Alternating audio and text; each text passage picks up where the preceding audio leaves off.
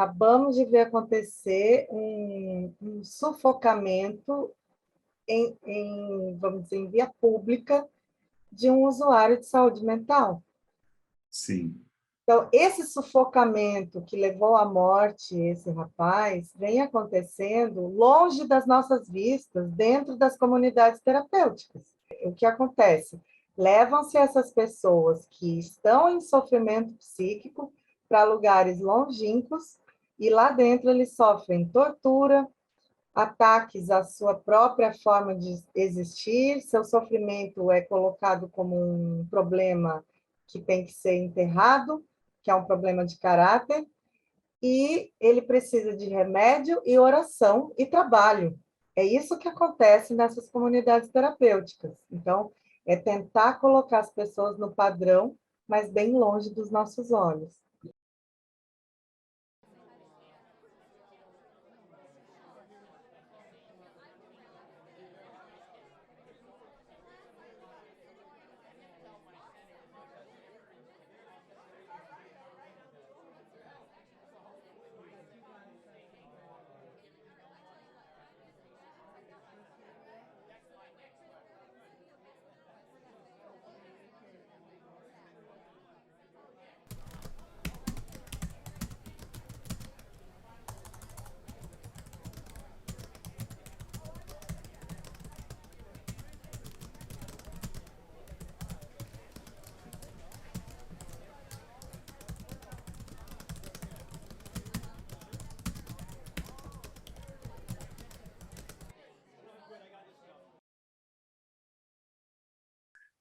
Daniela, muito bom dia, seja bem-vinda. Aqui é o canal Inconsciente Coletivo, no contexto da série É Preciso Falar sobre Saúde Mental, parceria nossa com a Fundação TID Setúbal. Bom dia, Daniela.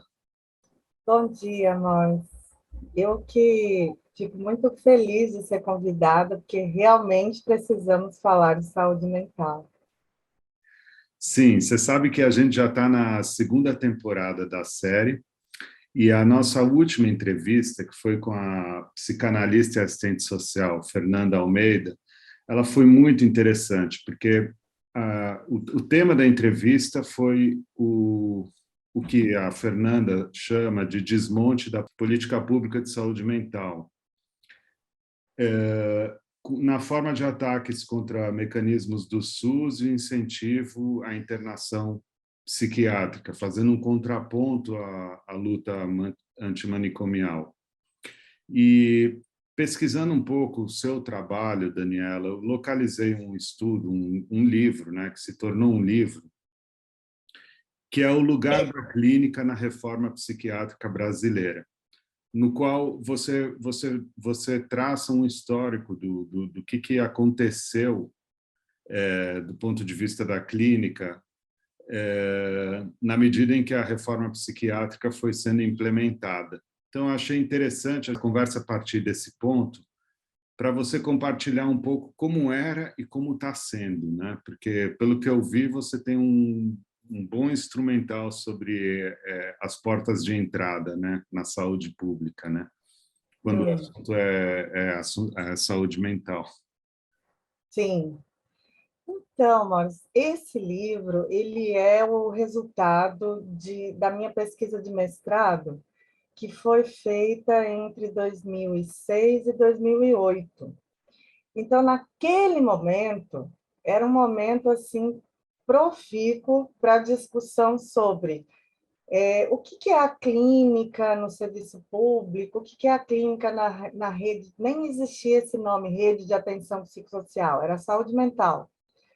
A RAPS passou a existir a partir de 2011, esse nome no Brasil. Não é só uma mudança de nome, é uma mudança de lógica também. Mas, naquele momento, a discussão era o que acontece com os serviços abertos, né, os CAPs. A centralidade do olhar era no CAPs. O que acontece aí com os serviços abertos que tem alguma coisa que fica de fora da clínica e que quem pode observar isso é o psicanalista. porque o que ficava de fora da clínica, né, no cotidiano?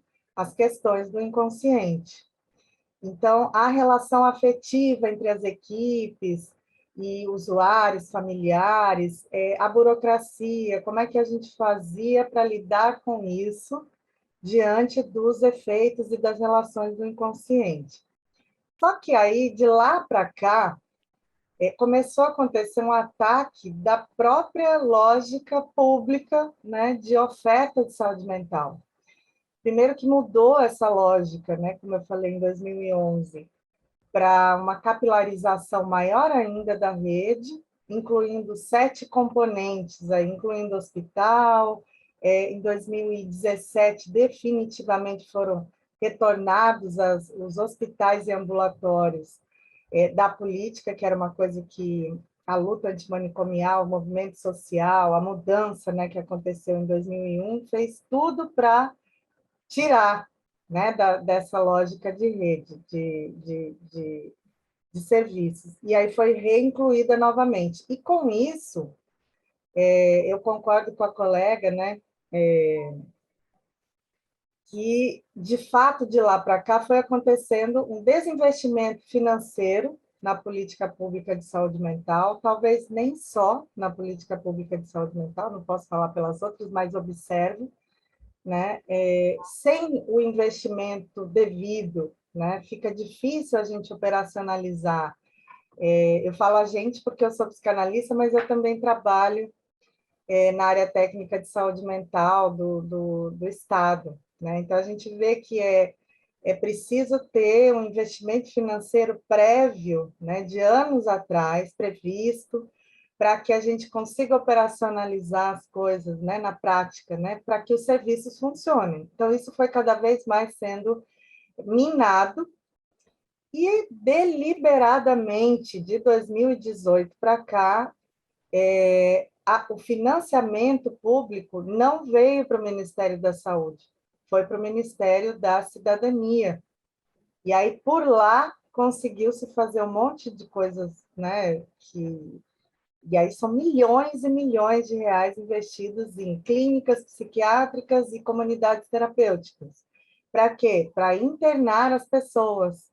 Porque na saúde está muito bem amarrado pelas conquistas, né, legais e as portarias, e muito bem demonstrado já que a internação não é para a gente investir tanto em internação, a gente precisa investir mais em serviços abertos. É claro que em alguns momentos a pessoa pode precisar de uma internação, mas é como pensar pensando no raciocínio de um gestor público, se você pensar o que é a diabetes, né, a doença, né, diabetes, você tem que investir num tratamento a longo prazo ou para o resto da vida.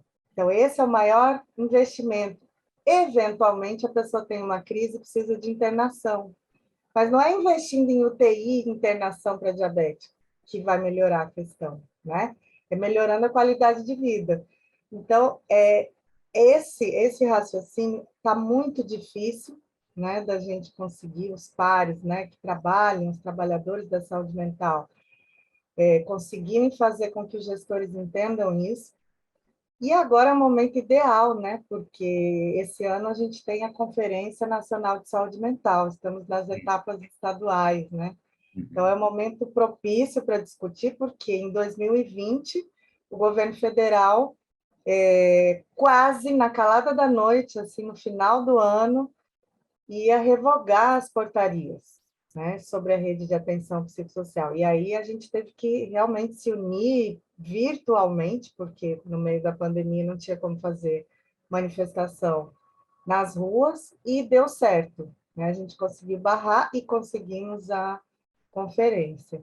Então, assim, tem uma diferença muito grande daquela época, né, quando eu estava fazendo a pesquisa de mestrado, e eu até fico muito feliz, porque isso, quer dizer, você me chamar, né, para falar disso, quer dizer que o que eu plantei lá em 2008, né, em 2013, quando o livro foi lançado, está sendo colhido, né, as pessoas estão lendo e estão tendo algum tipo de identificação, se vendo ali, né?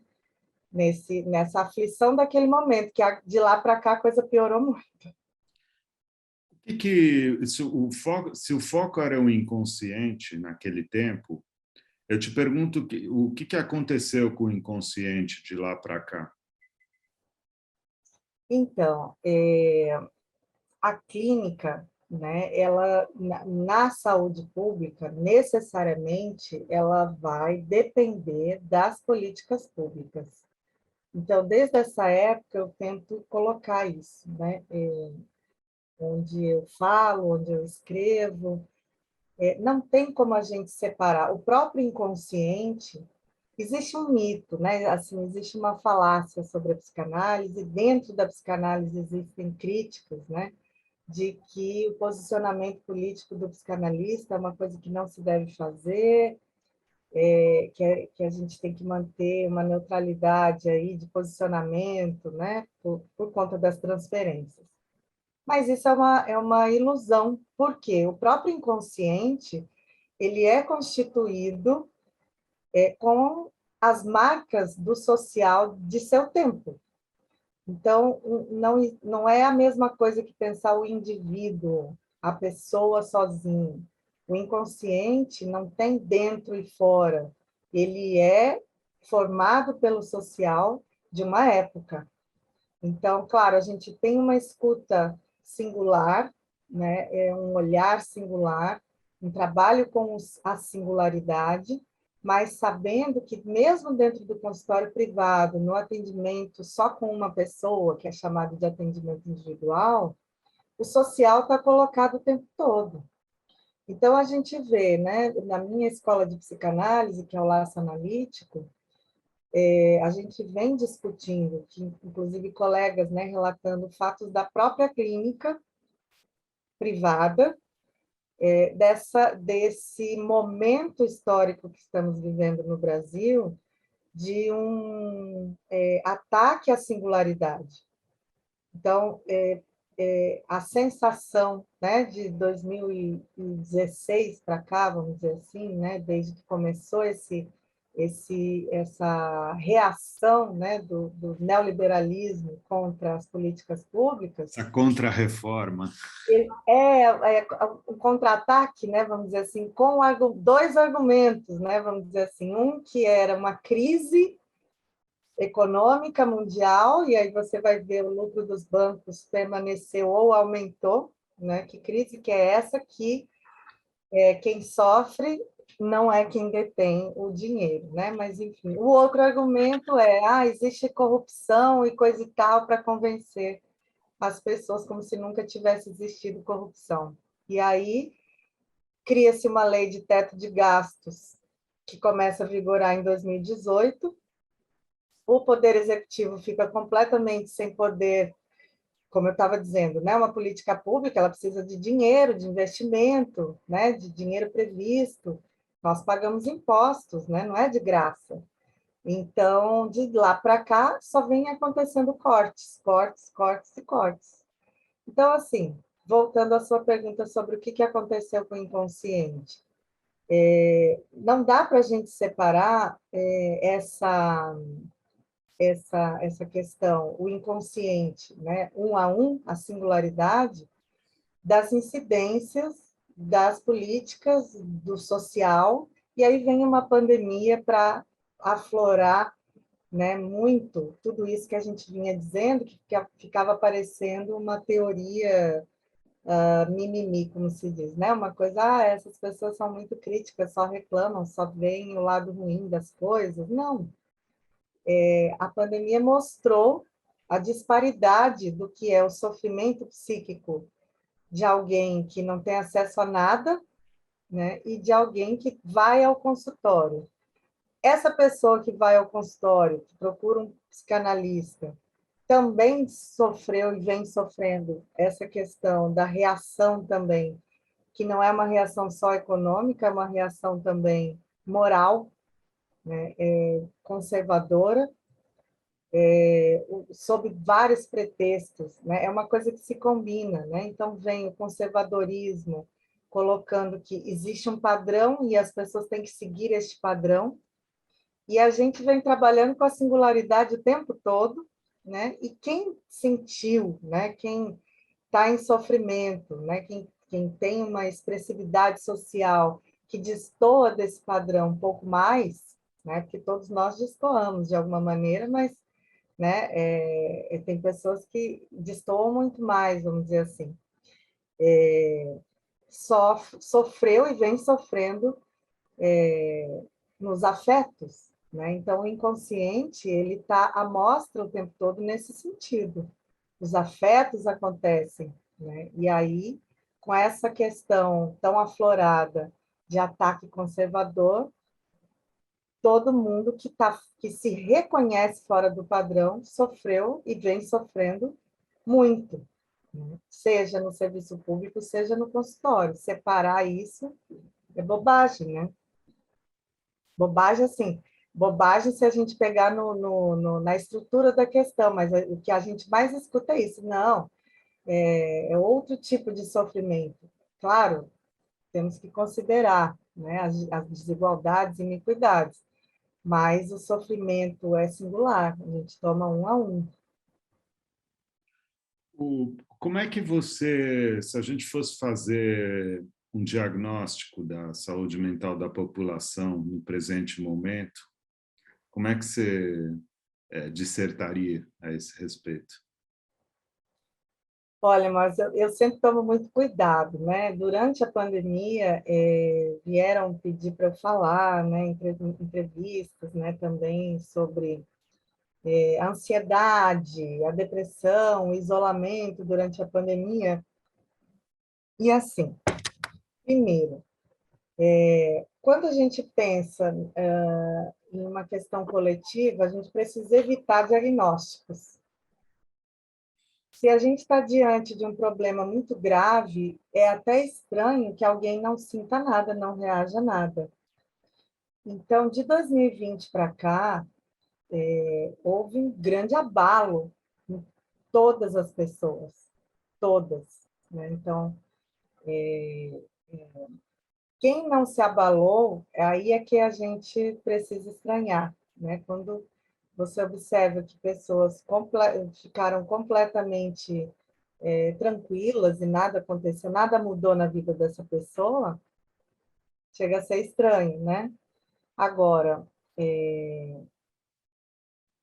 o luto, né? As perdas, essas mudanças bruscas, né, que foram acontecendo por conta da pandemia, colocaram à prova justamente o arsenal, o recurso de cada um na hora de lidar com uma questão. Então, a gente viu, né, muitas pessoas agudizando, vamos dizer assim, né? Se a sua forma de lidar é ficar estressado, tentar resolver tudo, isso foi lá em cima. Se a sua forma de lidar é ficar ensimesmado, isolado, se a sua forma de lidar é bebendo muito, usando droga, né? Cada um meio que em algum momento, né, de lá para cá, de 2020 para cá, agudizou, né? Não tem como a gente dizer que todo mundo ficou bem. Agora, é notório nas grandes capitais, né, do Brasil, a gente vê a grande população na rua, muita gente na miséria, né, e isso eu posso fingir que não estou vendo, né, não me afetar com as questões do coletivo, da questão pública, ou eu posso tentar me aliar com pessoas, né, para tentar entender o que vem acontecendo, que isso parece realmente um projeto, né, não é à toa que muitos estão chamando de genocídio deliberado, né? A gente acabamos de ver acontecer, quero até acrescentar isso, não foi, não Eu tem a ia ver com tocar nesse assunto também. pois é, acabamos de ver acontecer um sufocamento vamos dizer, em via pública de um usuário de saúde mental. Sim. Então, esse sufocamento que levou à morte esse rapaz vem acontecendo longe das nossas vistas, dentro das comunidades terapêuticas. não com essa técnica de gás, que é o nazismo colocado ali na nossa frente, né? O campo de concentração. Na minha última pesquisa, eu usei esse termo, né, que foi a pesquisa de doutorado, que está aí o outro livro, que depois a gente pode falar dele.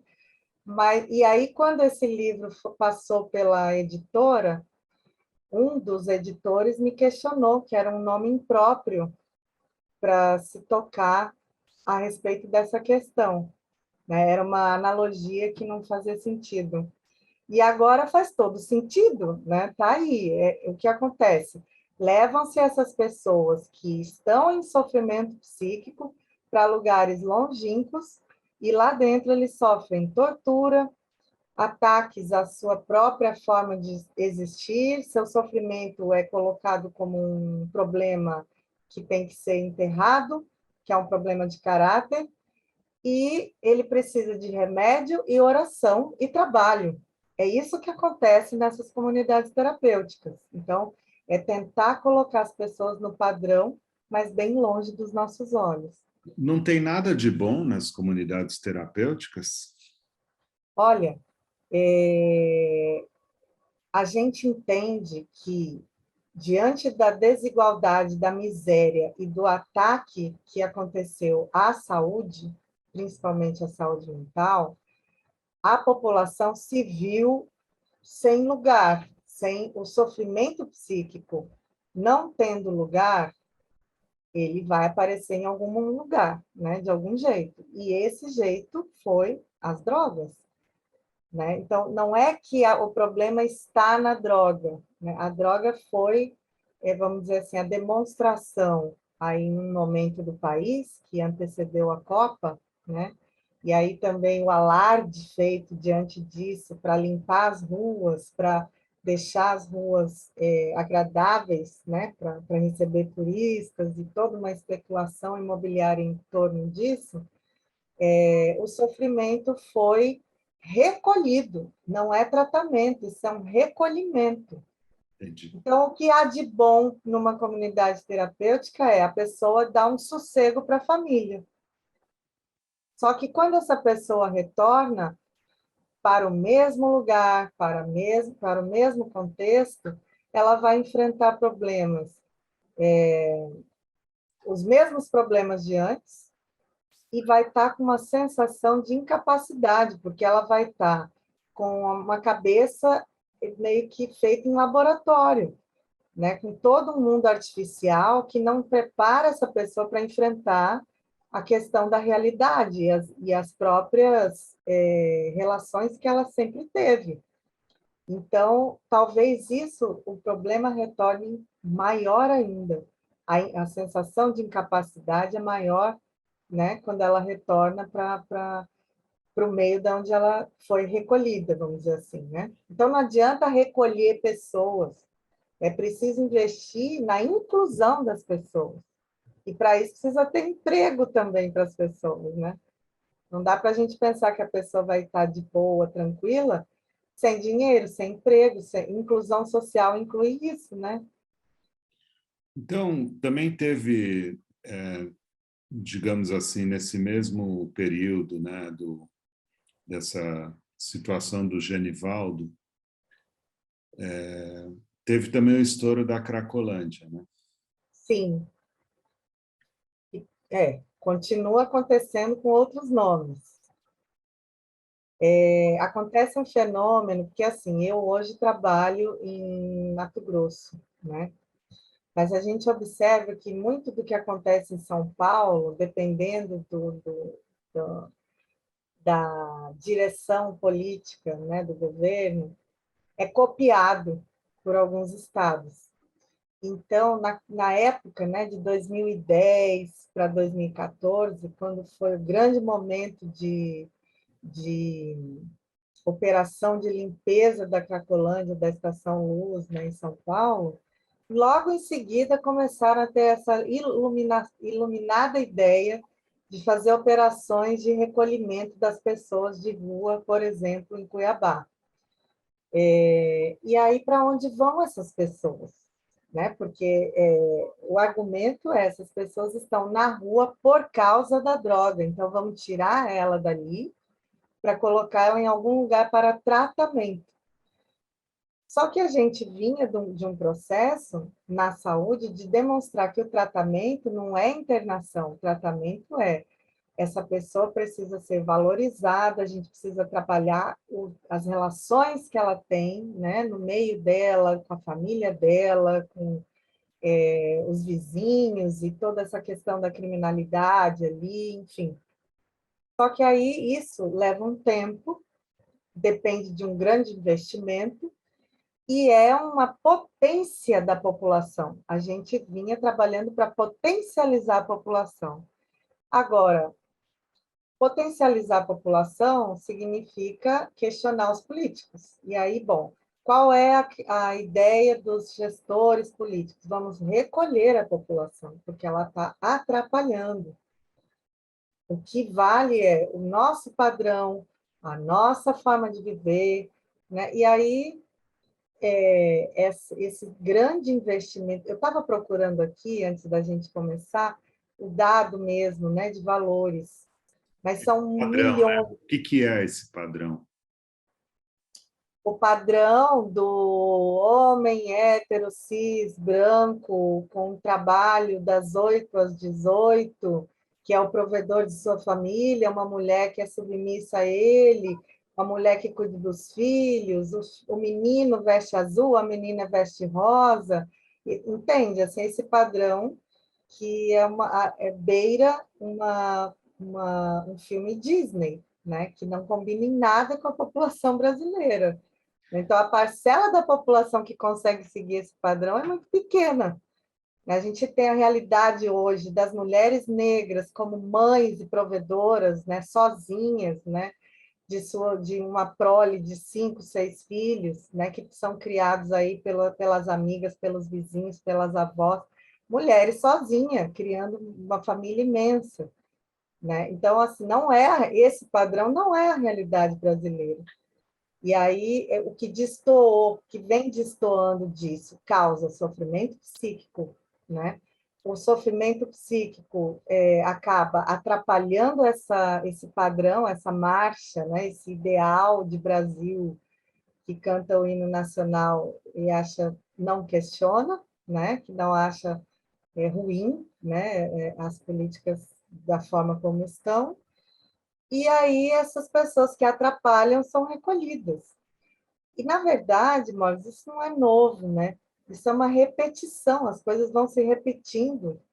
E é por isso que eu achei muito bom você começar falando: precisamos falar de saúde mental, porque isso atravessa o nosso cotidiano todos os dias, de alguma maneira, seja pela questão do preconceito, né, desse padrão em termos de sexualidade, marcadores sociais, de gênero, de etnia, né, de cor da pele, de estilo de vida, enfim, de escolhas na vida, seja pela questão econômica.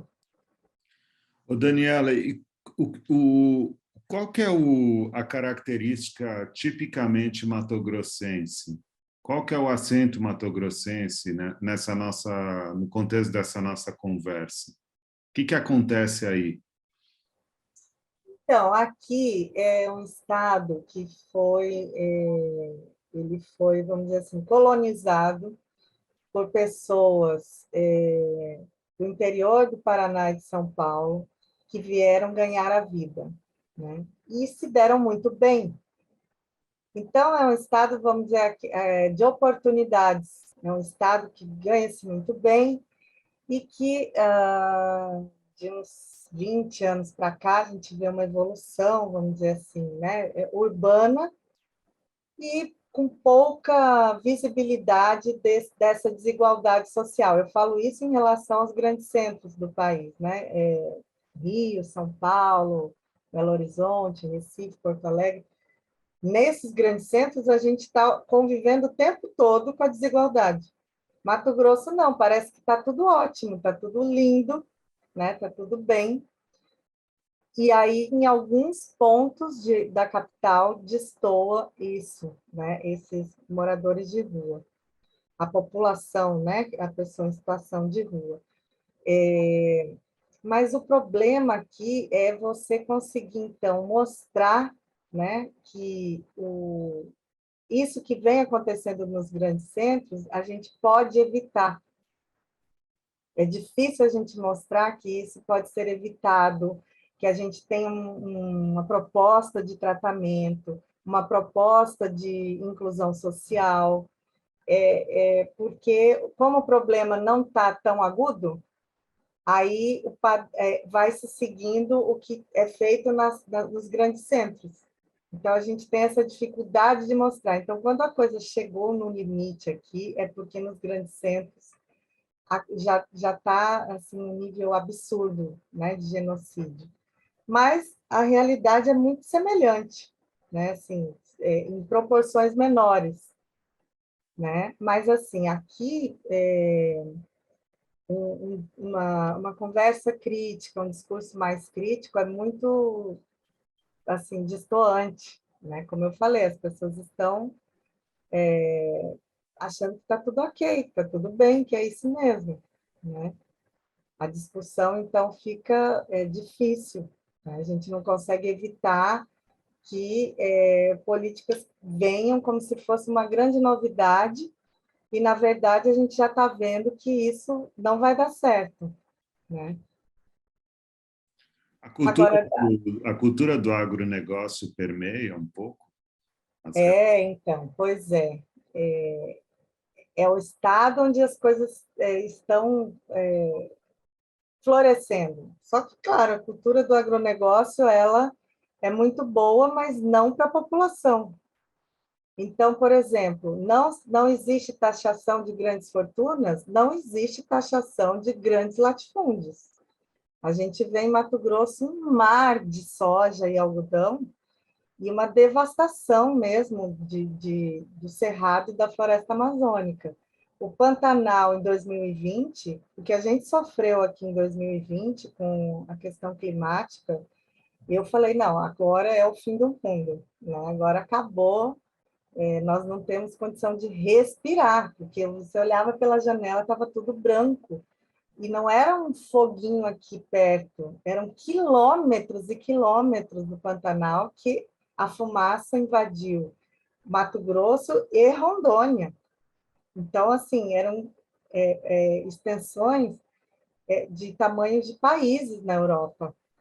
Né? Então, assim, a vida, em termos de acesso à natureza, e assim, né, os deputados aqui votam, às vezes, para extinguir, por exemplo, reservas ambientais. E aí você tem que partir para uma luta e explicar, olha, não é uma questão só de beleza e turismo, é uma questão de preservação do ecossistema, né? E aí tem um detalhe, Moz, que eu tenho um pouco de cuidado em dizer isso, mas porque até eu não sou pesquisadora da área, mas isso respinga na saúde mental. O excesso de agrotóxico e o tipo de agrotóxico utilizado, existem pesquisas que são muito abafadas, que demonstram que ele afeta o sistema nervoso central. Então, nas regiões de monocultura, com uso deliberado de agrotóxicos que só são usados aqui, tem um índice de suicídio muito maior. A gente só consegue ver isso epidemiologicamente, mas quando a gente vai pensar na causa, tem pesquisador aqui na UFMT que é ameaçado de morte. Então, é nesse nível que chega quando você pergunta, né, a saúde mental da população. Quando a gente quer mostrar, olha, como podemos melhorar a convivência e a saúde mental do nosso país? Isso inclui diminuição de desigualdades, aumento de oportunidades, serviços de saúde mental abertos, né, articulação de rede, investimento na rede e uma agricultura sustentável, aí você fica sem eco nenhum, porque isso ataca diretamente ao bolso de alguns, pouquíssimos, né, que nem moram aqui. Os grandes latifundiários chegam de jatinho e vão embora, né? Então, quem sofre as consequências climáticas, num primeiro momento, somos nós que moramos aqui, mas depois isso vem afetando o país inteiro, né? Voltando, Daniela, à questão do Genivaldo, porque tem uma coisa que me chama a atenção, porque o quadro dele era de esquizofrenia, né? Então, você acha que essa morte por sufocamento, ela tem uma ligação com o quadro de saúde mental apresentado por ele? E em que medida ela representa uma certa política, essa morte? Então, a pessoa que faz uso, né, de medicamentos psiquiátricos, a pessoa que tem esse diagnóstico, né, que é portadora da esquizofrenia, ela tem uma dificuldade da convivência no social. Então, programas, né, formas de dispositivos clínicos que são propostos nas universidades, nos estágios, ainda não foram, até hoje, encampados como política pública. Então, em algumas cidades existem experiências, né? Por exemplo, o acompanhante terapêutico acontece em São Paulo, Porto Alegre, alguns municípios do país. Isso proporciona que um amigo qualificado, né, como é chamado, caminhe com essa pessoa pela rua, faça a mediação, ajude essa pessoa a ser aceita em sociedade. Isso, vamos dizer, seria o ideal. Bom, não temos isso. Então, a pessoa com portadora de esquizofrenia, um usuário de saúde mental, ele pode se apresentar em alguns espaços da sociedade de um jeito diferentão que as pessoas não querem, não estão acostumadas. Então, a reforma psiquiátrica ela vem para melhorar não só os serviços de saúde, mas tentar fazer com que a gente consiga suportar a diferença, conviver com a diferença. Então, uma pessoa que tem esquizofrenia, provavelmente ele pode ter batido boca com o policial, desafiado, falado coisas que o policial achou aquilo uma afronta e pronto, se viu no direito de matar um cidadão.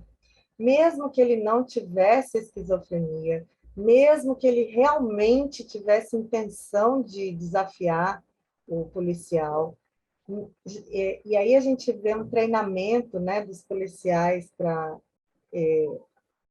fazerem um esquema de é uma tortura, né, que é proibida, né, pela Constituição, como uma prática, né, como uma forma de trabalho.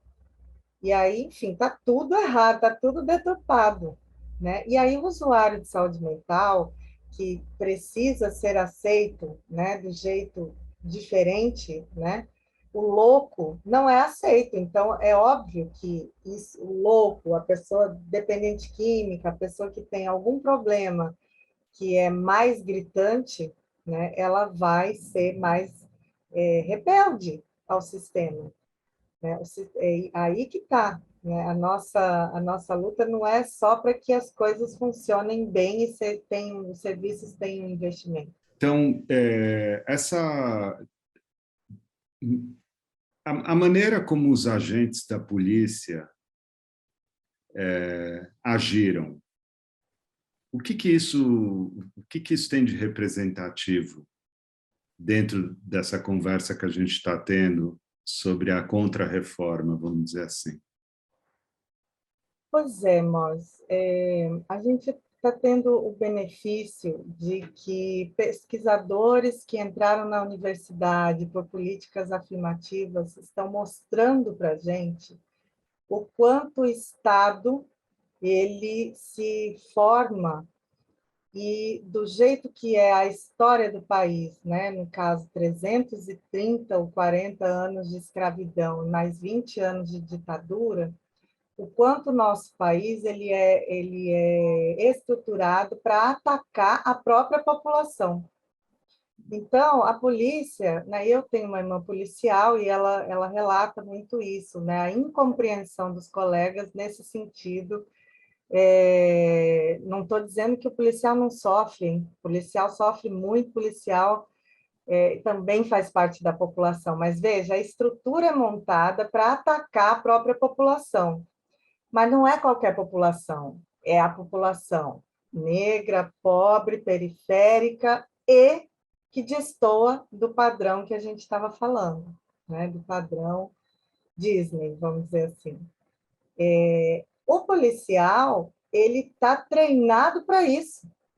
E aí, assim, eu me calço, né, me sustento como argumento pelos estudos do Orlando Zacconi, o doutorado dele, né, foi feito sobre isso. A Luciana Boatê, que é jurista da UFRJ, ela estuda também as políticas públicas sobre drogas. Então, assim, as drogas são um argumento, né, para deixar com que esse aparato, o braço da segurança do Estado, faça qualquer coisa. Ele pode, a prática que ele vai usar para conter essa população em sofrimento, rebelde, feia, suja, que não está no padrão Disney, fique longe da vista das pessoas trabalhadoras e de bem. Não, Né? não importa se a droga é lícita ou ilícita, no caso. Exato. Entendi. Porque, né, o Genivaldo, eu não acompanhei porque eu estava muito, né, focada numa questão minha pessoal essa semana passada, como eu te falei, mas ele estava com a medicação no bolso. O que me contaram era isso, Sim. que eu fiquei sabendo que ele estava com a medicação no bolso. E aqui em Mato Grosso, quando você pergunta como que é em Mato Grosso, a gente vê isso constantemente. A gente teve uma situação, e o pior, aí vem a responsabilidade dos jornalistas, né, da mídia, da imprensa. Uma pessoa, né, em situação de rua aqui em Cuiabá, uma mulher, foi detida num supermercado porque estava roubando, e aí começou a fazer um escândalo lá no supermercado e foi levada para a delegacia. As imagens que filmaram dela, qualquer pessoa via que ela estava completamente transtornada. Ela não estava conseguindo responder por ela mesma, falar, enfim, ter uma responsabilização clara sobre o que tinha acontecido. O que aconteceu? Ela foi presa, né? E aí, Maurício, o grave que eu vejo hoje para nós da saúde, porque você me pergunta da conduta do policial, e aí a minha responsabilidade como profissional do SUS, né, profissional de saúde, eu vejo pessoas chegarem dessa maneira num pronto atendimento, numa UPA, e a própria equipe manda para a delegacia. Entendeu? Aqui em Cuiabá já acontece isso direto. E aí a gente fala assim para os juristas, operadores de direito, a defensoria pública, né? Colegas que vêm acompanhando o nosso trabalho, pensando como fazer. Não, gente, não é para a delegacia, não. É para a saúde. Essa pessoa, ela está fora de si, vamos dizer assim, ela não está bem, ela precisa de tratamento. E aí a gente vem fazendo um trabalho com o Tribunal de Justiça de Mato Grosso, porque o CNJ, Conselho Nacional de Justiça, tem dois programas, né, que é a Justiça Presente, e o outro eu não vou lembrar o nome, mas é sobre isso. A Lei 10.216, ela mostra muito bem que internação é o último recurso, é o artigo 4º, né? Internação é o último recurso. E uma pessoa que ela é portadora de esquizofrenia, ou ela é portadora, ou ela tem déficit cognitivo, né, como se chama na neurologia, e ela ingeriu muito álcool, ela vai ficar completamente fora dos padrões, né, ela vai fazer coisas esquisitas. Qual é o comportamento da polícia e dos serviços de portas abertas, né, da UPA, do pronto atendimento, até de um CAPS, é justamente conseguir acolher essa loucura. Então, tá vendo como que desde os anos 70, 80, né, a gente vem nessa discussão que fica parecendo assim, olha, eles querem achar que a loucura é bonita, não sei o quê. Não, loucura pode ser o efeito do sofrimento psíquico, mas pode ser efeito também da diferença, da forma como essa pessoa se expressa no mundo. Isso tem que ter lugar, né? Como eu estava dizendo antes. São efeitos da singularidade, o inconsciente está aí, né? Todos nós somos formados de alguma coisa que a gente também não sabe, que é o inconsciente. A nossa forma de se expressar, de estar no mundo, precisa ser aceita. Esse toma lá da cá social sempre vai ter uma perda, ninguém vai conseguir ser plenamente feliz, né? Então, esse buraco aí, né, entre o meu sofrimento e o sofrimento do outro, isso precisa ser acolhido. E aí, Moris, eu penso assim, só para terminar, a gente vê, né, os ambientalistas mostrando para a gente que o planeta não tem lixo, não tem fora do planeta. As coisas, os objetos, a gente joga no lixo, mas ele não vai para outra dimensão, ele está aí. Né? A gente tem uma ilha de plástico, a gente está com contaminação, enfim. E aí, quando se trata de sociedade, a gente quer achar que existe o lixo, que a gente vai pegar essa pessoa e jogar no lixo, ou não, existe um lugar bem longe onde ela vai receber um tratamento e ela volta igual a mim. Isso não existe, porque nunca existiu. Então, não dá para a gente ter esse raciocínio de funciona-se bem, o que não funciona bem eu tiro, coloco longe, e para ser repaginado, reformulado, para voltar para funcionar bem. Não, a sociedade é dinâmica, as coisas mudam. Né? Então, os aparatos do Estado precisam acompanhar a sociedade, se humanizar, né? Se inteirar do que é estar em sociedade. O que significa acolher para um policial, um cara da Polícia Rodoviária Federal do Sergipe, que... Que é a elite da polícia, vamos dizer assim, né? A elite em termos de qualificação e em termos de salário. A gente sabe que esses policiais, eles têm pós-graduação, eles têm um salário muito bom, não é possível que seja, entende? Assim, não é uma falta de salário, nem... Agora, Não é uma falta de preparo, é uma questão de escolha. então, é uma questão da estrutura como as coisas são feitas. Então, voltando ao Orlando Zacconi, a estrutura, né, do braço do Estado, que é a segurança pública, ela serve para quê? Se você pegar a política pública de direitos humanos de Portugal e você ouvir um policial falando, né, o que é você se deparar com uma pessoa em situação de rua, um louco na rua ou uma pessoa usando droga na rua, qual é o entendimento que o policial tem que ter disso? Parecem dois planetas diferentes. Né? Ele trata o cidadão que está nessa situação como um cidadão. Agora, o policial brasileiro, ele é um capitão do mato para catar escravos. Né? É uma reprodução da Senzala Casagrande de outra forma. Então, ele está como? Ele enxerga esse louco, o morador de rua, ou a pessoa em uso de drogas na rua, como um inimigo que tem que ser eliminado. Ele é alguém que tem um caráter ruim, que está assim porque quer. Então, quando as coisas são tratadas pelo viés da moralidade e da meritocracia, o resultado é esse. Né? O resultado é esse.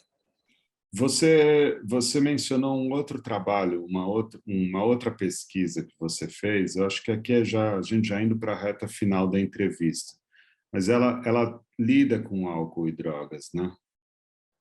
Então, do meu mestrado para o doutorado, eu mudei um pouco de local de trabalho, de foco de pesquisa, né? Na verdade, eu comecei a trabalhar numa internação para homens dependentes químicos, aqui, referência para o estado de Mato Grosso. E Uhum. aí eu fui pesquisar sobre o assunto em psicanálise, e aí me deparei com uma máxima na psicanálise que era, assim, resumindo, que o toxicômano não faz enigma sobre seu próprio gozo, e por isso ele não tem uma demanda dirigida a alguém, a um analista, ou não quer se tratar, resumindo, né? E aí o que eu vivia no meu cotidiano de trabalho era exatamente o contrário. Eu entrava na unidade, né, psiquiátrica, e vários pacientes batiam na minha porta querendo falar. E o que que eles vinham querer falar? Tá, fale aí, porque qual é a regra fundamental da psicanálise? Fale o que vier à cabeça, mas não de qualquer maneira. Assim, quando você estou reproduzindo, né, no português brasileiro, como é que Freud diria? Você vai sentir que vai ter algumas coisas assim meio esquisitas que você vai ter vergonha de dizer, mas é justamente isso aí que você precisa dizer. Não se preocupe, pode falar bobagem. Então, o convite à fala, né, com esses homens. E aí eles iam dizendo, eu não sei por que eu sou tão ciumento, eu briguei com a minha mulher e aí eu fui preso pela Maria da Penha, eu não sei por que acontece isso comigo, ou meu pai me abandonou, eu não conheço meu pai, minha mãe me batia quando eu era adolescente. Questões da subjetividade, do sofrimento psíquico e que eles queriam muito trabalhar. E eu falei, ué, mas como assim? Se lá no livro que eu li está dizendo que essas pessoas que fazem abuso de substâncias, elas ficam ensimesmadas, elas ficam completas com a droga, né? Na verdade, Moz, toda vez que a gente vai tratar de alguém, se propõe a tratar de alguém, a gente precisa esperar que venha desse alguém o que é que está acontecendo, e não eu ir com um diagnóstico que eu vou tratar desse diagnóstico, né? Esse é o modelo da clínica tradicional. Então, a clínica psicanalítica, ela se propõe a ser o discurso do analista se propõe a ser o real do jeito que ele vier. Então, isso me possibilitou aprender com esses homens que existe um mecanismo em todos nós que, às vezes, nos coloca num auto-boicote, né? Estou aí tentando colocar em palavras fáceis, né? Uma pesquisa bem complexa, que é estudar o supereu, como é que o supereu age, e que não tem nada a ver propriamente com a droga, com a substância. Isso já está em nós, né? Esse auto-boicote. E Interessante. aí, quando esse sujeito em sofrimento, ele tem um auto-boicote para se punir, para colocar uma cena em que ele se vê no fracasso, na humilhação, ele repete, repete, repete, repete, repete. Então, existe um mecanismo inconsciente que coloca o sujeito numa cena de humilhação para autopunição, mas totalmente inconsciente. Aí que vem a questão da política pública. Você vai pegar um cidadão como esse, vai colocar num lugar em que vai ser enxertado na cabeça dele mais ainda ideias morais, de culpa, e que ele somente com aquela forma de fazer na vida ele vai conseguir não errar mais, isso só vai inflando cada vez mais o supereu. Então, tá tudo ao contrário, vamos dizer assim, né? A proposta de política pública é recolher essa pessoa para não incomodar mais a sociedade, fazer com que essa pessoa se sinta ainda mais culpada, para quando ela voltar, ela cria uma cena muito pior de humilhação, de fracasso. Então, é um looping que vem acontecendo. Bom, isso foi a minha pesquisa de doutorado, né? Resumindo, de 2014 a 2018. E o fenômeno que eu peguei social, que aconteceu de 2014 a 2018, parecia assim, não acredito. Tudo que eu achei que era ruim está piorando.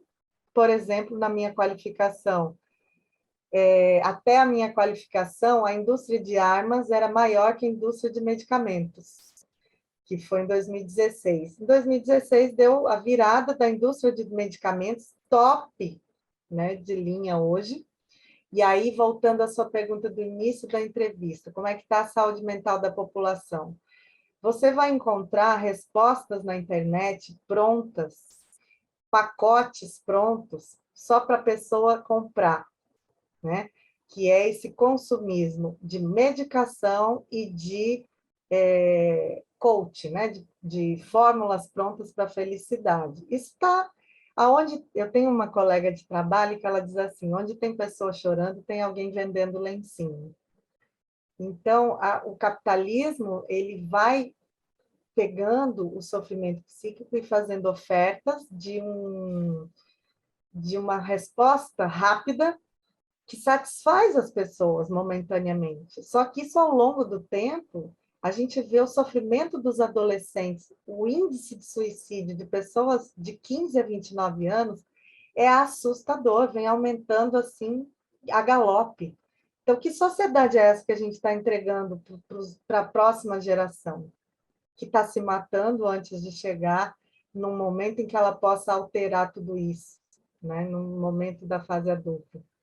Então, esse livro que você mencionou, que é Sem a Droga, a Compulsão, a Clínica Psicanalítica no Contexto de Guerra às Drogas, que é o meu último livro, é disso que eu estou falando.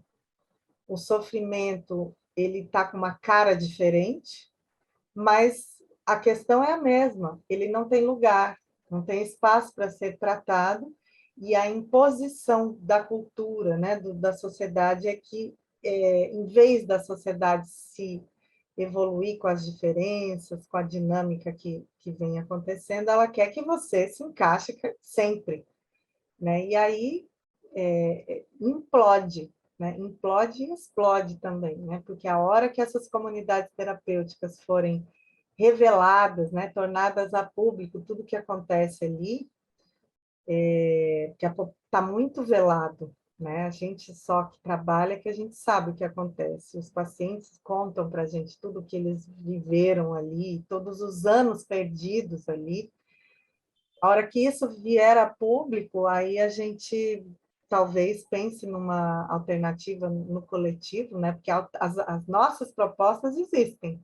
O problema é a estrutura mesmo de Estado como está colocada. Daniela, você mencionou também uma instituição da qual você faz parte, que é a Laços. Laço Analítico, Escola de Psicanálise, que é uma instituição psicanalítica. Sim. Qual que é o escopo de atuação de vocês? Então, uma escola de psicanálise, ela se presta a formar analistas, né? A formação que vem, esse debate vem acontecendo, né, por conta de uma É aí em proposta. Cuiabá, né? Na verdade, Morris, o Laço Analítico ele tem sedes e núcleos em vários lugares do Brasil. No Rio de Janeiro, em São Paulo, temos um núcleo do Laço, Florianópolis, Manaus, Varginha, Cuiabá, ai meu Deus, Cacoal, Rondônia, ai não queria esquecer, mas vou acabar esquecendo. Ah, Rondonópolis, são vários locais em que o Laço Analítico funciona como sede e núcleo, né? E a gente se reúne todo ano na Jornada Intersedes do Laço. Esse ano vai ser em Manaus. Nunca aconteceu nossa Jornada Intersedes lá. Nesse período de pandemia, nossa Jornada Intersedes foi virtual, né? uhum. E o escopo é esse, né? A formar analistas. Mas a gente tem uma marca aí. Inclusive, o Laço Analítico faz parte do PUD, né, que é o Psicanalistas Unidos pela Democracia. Sempre quem está mais à frente falando, né, é o Luciano Elia, que é muito conhecido. Então, é uma escola que tem uma marca aí de psicanalistas inseridos na polis, né, no serviço de saúde mental e com uma questão crítica assim, bem colocada. Claro, a gente respeita a singularidade de cada analista, porque isso é uma escola de psicanálise, né? A gente não é uma instituição do Estado, né? É uma instituição para formar analistas críticos, né? Inseridos na poli, claro.